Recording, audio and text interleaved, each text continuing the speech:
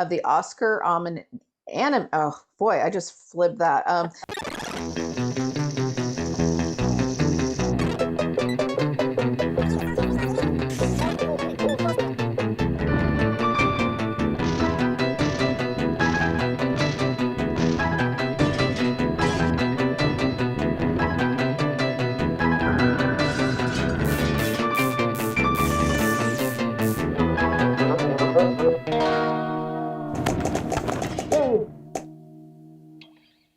Hello and welcome to Real Film Snobs. I'm Angela Yeager. I'm pleased to have back on the show Sarah Evans as my guest host this week. Welcome to the show, Sarah. Thanks for having me back. It's really fun. I know, I guess I didn't scare you off too much the last time. So this is your second time back on Real Film Snobs, right? Yes, Um, and yes. we and we talked about last time, hey, it would be fun if we could do an all animated episode. And so here we are. We're going to review all five Oscar nominated animated films for this year's Academy Awards. And it's a really interesting batch of films, I think, this year. And so I'm excited to review these with you and get your perspective. I think it'll also be fun to have your perspective as a parent of young children who's also probably watched a couple of these at least through their perspective. So um, Yes, this is basically since I've had children, this has been like the one category, the Oscars, where I've seen all the films. Like it's right, right. You usually the don't always only see all the foreign category. language ones, but you're going to see all the animated ones. Yeah. Yes. Yeah, and it's an interesting batch of films this year because we have four that are essentially family, your kind of standard what you'd expect family oriented animated film. And then, of course, our first film, so I'll just leap right into that review, is the film Flea, which broke a record this year for being the first film to be nominated not one, not two, but three different categories. It's nominated in for Best Documentary, Best Animated Film, and best, I think they now call it international feature instead of foreign language film. And Flea is a documentary animated hybrid film that tells the story of Amin, a refugee from Afghanistan who fled to Denmark, and for the first time ever is telling the story of what really happened to him after keeping it secret so long. So it is a documentary because it's all true. He's telling everything as it happened to him in real life. However, it uses animation to on multiple levels. The animation helps protect the identity of Amin and his family, who are kind of spread out throughout Europe now and all fled Afghanistan for different reasons and are kind of a political asylums of sorts. It keeps their identity secret, obviously. It also allows the filmmaker to kind of do flashbacks without it being like cheesy and recreations, because a lot of what he's telling is things that happened in the past that happened to him as a child when he was fleeing Afghanistan. And so those scenes are all done in animation. It's a really, really powerful film. It's a coming of age story about what happened to Amin as a young man finding his way in the world. It's also a coming out story as a man who is grappling with his sexual identity, his sexuality, from a place that did not accept homosexuals to then going to Europe where the values are different. So, and it's also a story of trauma, as someone who has undergone a significant amount of trauma and still carries that trauma with him to this day. Needless to say, this is not your typical Disney animated film, although I would say it very much deserves to be in this category. And I really like what I call adult or grown up oriented animated films. I think they have an important place in creative storytelling. I'm curious to hear about what you thought of it, Sarah. Yeah. Same on everything. I thought the movie was a fascinating story. I mean, I came on here and did documentaries before. That's one of my favorite genres. So it was kind of cool to see a mix of documentary and animated. And I agree that using the animation was honestly just a brilliant way to retell the story because, when you're doing you've got someone reflecting on their life and you don't have images to show. And my kitty's back there. Um, um, you then have to just rely on, yeah, either like a cheesy live recreation or just photos, and it doesn't always come off as exciting. And I thought that by using animation, yeah, they could recreate those in a really cool way that was actually interesting to watch. Um, And I love, yeah, same. I love that. I love seeing animation in more adult films too. And it it I thought it's super cool. It got nominated in those three categories. I'm sad though because I feel like it won't have a chance to win in any of them. I honestly feel that because it while it's such a good film, each one of those categories has some super strong other contenders in them. Um, but I thought it was really cool, very like you said, traumatic, but not overly traumatic where you're like, oh my goodness, I can't. Oh, no, and in Yeah, fact, I think the animation sort of helps with that a little bit, yeah, right? Because yeah. some of the things that happen, I'm thinking of the shipping container scene with his Oh sisters in yeah. particular. If you saw that, that would be really traumatic regardless, but the animation kind of helps to diffuse that a little bit. I really love this film. It's actually going to be in my top 10 of the year list. I loved how powerful it was and how creative it was. I would say in terms of animation style, it's much more of a, maybe a conventional animation style. The animation isn't over, super creative, but I think it served the story really well. I think it works and I think that's one of the reasons it may not win in animation. It could potentially win in documentary, but I could also see it losing in documentary because documentary filmmakers may feel like it's not enough of a documentary. So that would be really sad if it actually lost in all three categories because it is such a terrific film. I think the nice thing is because it did break that record and it will get a bigger audience. It is available on streaming right now or will be soon. It's still in theaters in some Mhm. places. So I would highly recommend people check it out. It's a 4-star film for me. Nice. It's also 4-star for me. Yeah, I felt like maybe documentary might be where it had the most chance, but Summer of Soul is nominated in that category too, and I really, really love that one and feel it has a good chance. So I don't know. I know a lot of critics really like this film. I haven't actually talked to very many people who've seen it. And I'll it was interesting when I saw it at Salem Cinema, there was only one other guy in the theater, and he left about a third way through and didn't come back. So I don't know what that meant. Just not what he was expecting, That he but has he bad taste, I guess, because I I just guess, can't really imagine anyone watching this but and not being then completely yeah. taken away by it, to Well, be then I got a honest. private screening for the rest of it, so that's fine with me. Yeah. But I loved it. Yeah, I also give it 4 stars, and I agree that the animation was subtle, and I think it needed to be, so it didn't get in the way of the power of The that of the story, yeah, story. no, I think if it was too crazy or psychedelic or Mhm. bright or out there, it would have distracted. So it Very did good. what it needed Yeah, to do. Yeah. absolutely. Oh, so the rest of the four nominees are all much more what we've come to expect from the Oscar nominees. So the next one is Mitchell's versus the Machines, which was a film put out on Netflix, and it is about a dysfunctional family, quirky family, the Mitchells, who find themselves in the middle of a robot apocalypse. Mhm. And you know what? I went into this film not having very high expectations, and I actually really enjoyed it. I liked the animation style. It reminded me a lot of The Incredibles, actually, which is a Pixar Mm. film. But in terms of you have this big the way the dad was drawn, he's kind of this big burly guy. You have the quirky mom, and then the two siblings, a boy and a girl. And what I really liked is that they're all weirdos, really, the whole family, and the rope. And of course, there's a message to it, which is sort of tongue in cheek because of course we're watching it on Netflix. But of people being too attached to their technology and their phones, and that's what actually takes over. The robot apocalypse is able to take over through people's phones. Mhm. Um, I liked the message of embracing the weirdness inside yourself. So I thought that was a great message, and it had lots of action. Yes, a lot of action and a lot of comedy. Oh my gosh. I laughed so hard through this film.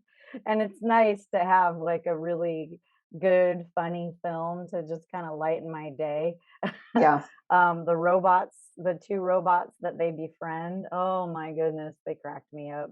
yeah, Um, and yeah, I didn't know anything about this when I first saw it with my kids, and I at first thought, yeah, it sounded kind of okay, we're repeating this trope. Robots took over the world and but it's right. actually really great. I love this film.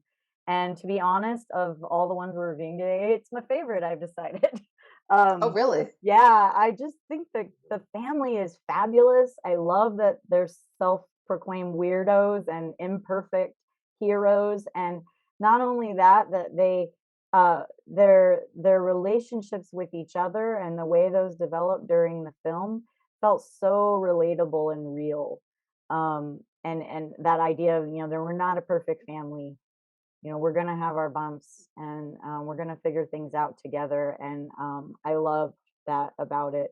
I also loved in this one that they had that mix of the computer animation and more like hand drawn stuff thrown in. I really liked I that liked that too. I mix a liked the lot. stuff the daughter was wanting to be an animator, and so they Yes, show these little mini movies within the movie that she's done that are yes, really funny, and they're mhm. like a movie a teenager would make. And she has her brother in the movies and her dog.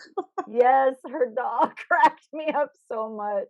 Yeah, the dog is a little special, shall we say, and just has his own quirks. The dog is quirky too. Their Yes, car is quirky. Everything about this family is quirky, and I yeah, feel like quirky families can relate with this. It's not this is like the perfect absolutely. suburban little family, right? That's what I love about it. Yeah, very Yeah. relatable, and again, those relationships were really relatable too. Did your boys love Um, it? yes, this is their favorite of they well, I mean, they didn't see Flea, they've seen the other 4, and, this was their favorite, and at first I thought I was kinda surprised, but then I rewatched it with them, like, 2 days ago, and I was like, "Okay, I see why." It's just really great, it's really fun, I could see watching it a lot, like, over and over.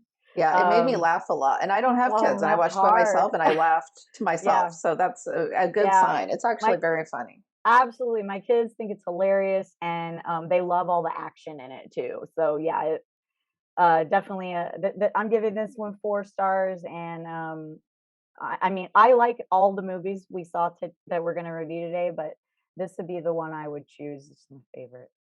Yeah, I actually liked them all too, and we're both very excited that Baby Boss 2 did not get nominated. So number one, we didn't have to watch it, and number two, this way we can say this is one of the few years where I like all 5 nominees for animated film, because there's often one in there that you're like, really, were you just Yes, desperate? Like it was yes, like a subpar animated, thing, yep, sort of yep, like a Baby Boss 2 or Sing 2 or some sort of horrible sequel, and yes. none of those this year. So that's Yeah, great. we had a strong year for animated films.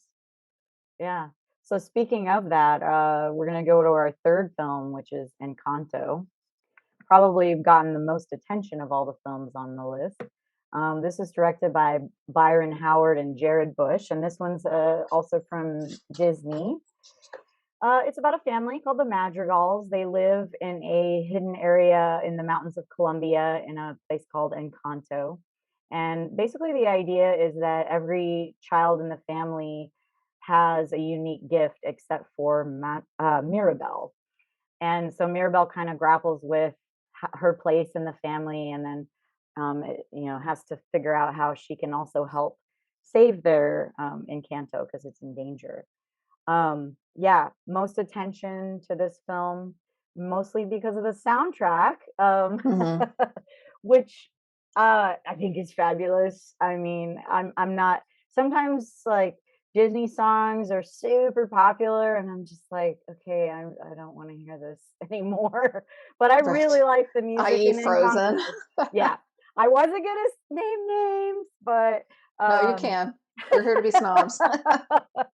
but I really love the music in this, and I actually didn't know that Lin-Manuel Miranda had done the music before I watched it, but then it became clear pretty quickly. He's got a pretty, distinctive style, but the songs are great, and, the story I really like. It's a really beautiful world they create, so it's very fun to watch just all the landscapes and everything. And I Hmm. I always like stories with a bit of magic thrown in and folklore. And this one's really focused a lot on like Colombian folklore, which is so cool. It's not something we see in films very often. Just Yeah. in general, I love that it feels like that in recent years Disney has done so much more to highlight some cultures we don't normally see on film, and like Moana and Coco, and I love that they're still doing that here with Encanto. It's a really good film. Yeah, and in some ways it reminded me of Coco in that aspect, especially the relationship with the older folks, because there's sort of a Mhm. tension in this film with Maribel and the grandmother, and I thought that was really interesting. I enjoyed this one as well. I do think the animation style was really beautiful. It is in some ways, while being new in terms of taking on the folklore from another country like Colombia, it's also very old school Disney in that they break out into song, which reminded me more of like, the Little Mermaid era Disney, where they have songs Yeah. and people break out into songs throughout, which a lot of their newer films don't always have. And of course, it's got the huge breakout hit. Um, we don't talk about Bruno, and so, and that's become a big breakout hit for Disney. Even though that's not the song they actually submitted for the Oscars, they submitted a ballad instead. Yeah, I thought that whole thing has been very interesting to me, like, because they had to kinda guess so far in advance, like, which song do we think is gonna have the best chance, right? And Hmm. and they ended up not choosing the one that became a viral hit. But so that'll be Right, but they interesting to also know see. that the Academy Awards don't tend to go for, like, those kinds of songs, they It's tend to go for true. the more power ballady type of thing, It's so they were true. betting on that, which, And the song they that's fine. So, yeah, I enjoyed yeah. the film. Yeah. Well, and the song they nominated is beautiful. That was the part of the film where I cried. Oh, It's really? so Yeah. powerful, that song, and, like, you see this montage of images of the sad backstory that led to how they got the magic, and you're just like, "Oh, wow, it's really powerful." And I thought it was cool too that even though the song was in Spanish and I don't know Spanish, so I didn't know all the words, I still just felt the power of it, and, I really liked that. But honestly, my favorite song in this film is, "Surface Pressure," um, Mm. and which is sung by Louisa, the big, strong sister, and, Oh, yeah, yeah. she's actually my favorite character in the film. She and I know a lot of people have really been gravitating toward her because, like, that's again a type of character that doesn't usually come up in Disney movies. She's not, like, thin and perfect and Beautiful. beautiful in a conventional way, and I know I've been reading a lot of interesting stories about, young girls, particularly, really relating to Louisa and what she sings in that song about feeling just so pressured by everything around her that she can't even handle it. So, I thought that Mhm. was cool. Yeah, there's some really great aspects to the movie. So yeah, I thoroughly enjoyed it as well. Mhm. And ironically, Lin-Manuel Miranda, he did like 3 movies this year, or I should say last year, 2021. And I thought this was the best score. Liked the music in this better than In the Heights. So, which he also Yeah. wrote all the music for, but I liked this music better. So Yeah, it's really good. I give this one 4 stars, and, um, this is also what I predict will probably win. yeah, I think it's going to win. It's 3.5 for me, but Yeah, not my favorite of the animated films. I actually yeah, liked Mitchell's versus Machines and Flea better than this one, but I think it has a good chance of winning. And it's yeah, been a big hit, financial hit as well, and critical yeah, hit. So that kind of it hits all the buttons, right? So yes, exactly. Well, the next film, that we're gonna talk about was also Disney, and that's Raya and the Last Dragon. This was directed by Carlos López Estrada and Don Hall, and it's set in a fantasy world called Kumandra, where humans and dragons used to live together in harmony until some sinister monsters called the Droon came and threatened the land, and the dragons went away. Then it's set in about 500 years later, where the monsters have come back, and you've got Raya, who's a lone warrior who tries to set out to find the last dragon and save their land from these monsters. This film I watched pretty close to when it first came out because my kids and I were pretty excited to see it. We love anything with dragons in it. okay. Yeah, so but then I hadn't really watched it since, and then I rewatched it for this, and I remembered like there's a lot about it I really like in that um well, love dragons, love magic. But I think my favorite thing about this is that the protagonists are just these strong young women, all around, or not even, and older women too. Like it's most of them are women, and I love that about it. And they're really strong warriors, and also very wise and caring about wanting to help their community and their land. And so I just really liked these characters quite a bit.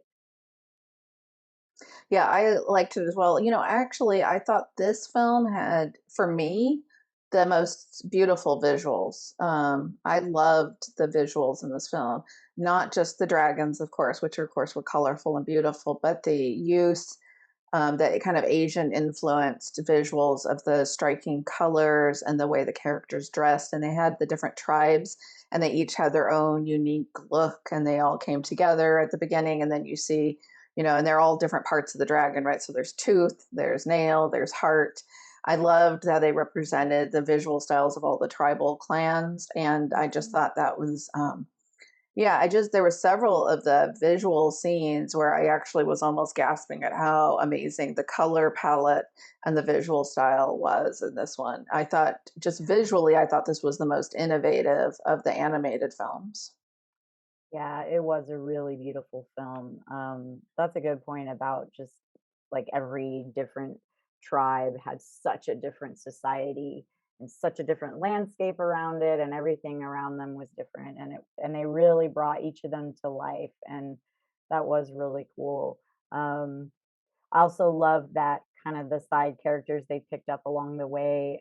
They were all really interesting in their own right. Um, Aquafina voices the dragon in this movie, and I think she's great. I I, uh, I had never heard of her. I'm kinda out of it. I'd never heard of her before she, did what is the film with the grandmother who is ill and, The Last Goodbye? Crazy Rich Asians? No, No, no, the she one was where in that one too. she plays her grandmother is ill and dying, but Oh, she oh doesn't yes. know it. Oh boy, I'm having a brain. I was the I know which first film you're talking about. I just can't Yeah, remember the name right I now. love that film, and I was the first time I'd ever heard of Awkwafina, um, and I thought she was so good in it. Yeah. So I had a lot of respect for her, and I thought she did great with the dragon. It was fun. Yeah. Yeah, this is a really fun one as well. The story reminded me a little bit of Moana, a little bit, just because it's a Mhm, girl and she's got to get to this thing to like save her culture and her land. And mhm. but I like, and she was a strong kind of warrior girl. So, but you can kind of say that about every Disney movie. Honestly, it reminds you of another Disney movie. The stories That's aren't true. fully inventive and new all the time. That's But true, I but did enjoy this one. This is a yeah. three-star film for me. Also for me too, 3 star. Yeah. Again, I enjoyed it.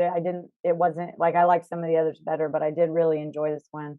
And I love the trend that like Moana and like this one of just having a strong badass woman who is not just there to fall in love with a guy.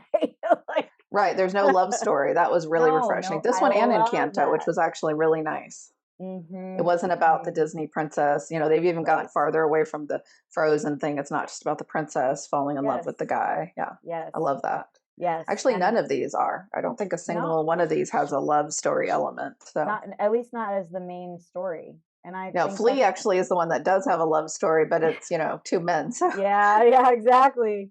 I think that's and why it's not really the focus. I enjoyed all these so much, I think because they didn't just fall back on that trope. Yeah, the Um, princess falling in love with the hero or yeah. whatever. Yeah. Yeah. Okay, so we'll move on to our next movie, which is Luca, and this is a Pixar film. And usually Pixar would be my top pick almost any year. I can't say that about this one, although I did enjoy it. But I will say it is about a boy who develops a new friendship in the Italian Riviera and must keep his identity secret as they meet another new friend and compete in a bicycle race. It's Italian Riviera. You just got to, go with it. So Yeah. now that it's Pixar, and the way you can tell it's Pixar is, of course, it's beautifully animated, but it also has an underlying message, of course, of the fact that he has to keep his identity secret, because he's worried about what others will think of him. And there's people in the town who hate sea monsters. His identity, and you know this early on, I'm not giving anything away because it's right at the very beginning. He's a sea monster. When he gets out of water, he's not anymore, a la Splash. So he's not a merman or a sea monster. Once he gets out of water, Yeah.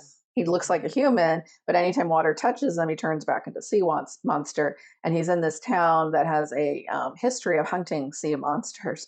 So it's a cute movie. It's probably actually one of the lower ones on my list for the animated films.